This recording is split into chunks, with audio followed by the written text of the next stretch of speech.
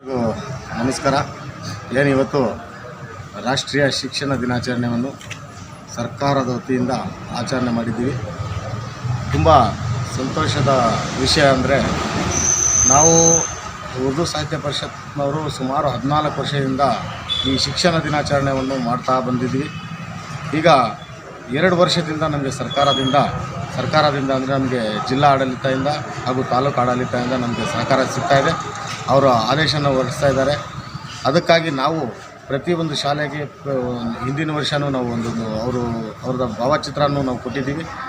ಅದೇ ರೀತಿ ಎಲ್ಲ ಶಾಲೆಗಳಲ್ಲಿ ಕಡ್ಡಾಯವಾಗಿ ಶಿಕ್ಷಣ ದಿನಾಚರಣೆಯನ್ನು ಆಚರಣೆ ಮಾಡಬೇಕು ಅಂತ ನಾವು BO ಸಾಹೇಬ್ರ ಮುಖಾಂತರ ನಾವು ಹೇಳಿದ್ದೀವಿ. ಇವತ್ತು ಭರ್ಜರಿಯಾಗಿ ನಮಗೆ ನಾವು ಮೊದಲನೇದಾಗಿ ಹೇಳಬೇಕಾದ್ರೆ ನಮ್ಮ DC ಸಾಹೇಬ್ರಿಗೂ ಹಾಗೂ DDPI ಸಾಹೇಬ್ರಿಗೂ ನಾವು ಅಭಿನಂದನೆ ಸಲ್ಲಿಸ್ತೀವಿ.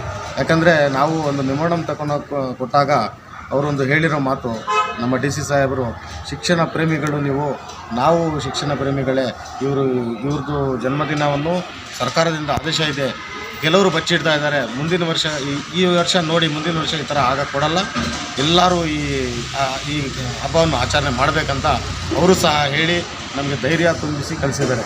ಅದೇ ರೀತಿ ನಾವು ನಮ್ಮ ಜಿಲ್ಲೆಯ ಎಲ್ಲ ತಾಲೂಕಲ್ಲಿ ಎಲ್ಲ ತಹಸೀಲ್ದಾರ್ಗಳನ್ನು ಭೇಟಿ ಮಾಡಿ ಹೇಳಿದಾಗ ಅವರೂ ನಮಗೆ ಗೌರವ ಕೊಟ್ಟು ಮೌಲಾನಾ ಆಜಾದ್ ಅವರ ಜನ್ಮದಿನ ಶಿಕ್ಷಣ ದಿನಾಚರಣೆಯಾಗಿ ಆಚರಣೆ ಮಾಡಬೇಕು ಅಂತ ಹೇಳಿಬಿಟ್ಟು ಅವರೂ ಎಲ್ಲ ತಾಲೂಕುಗಳಲ್ಲಿ ಆಚರಣೆ ಮಾಡಿದ್ದಾರೆ.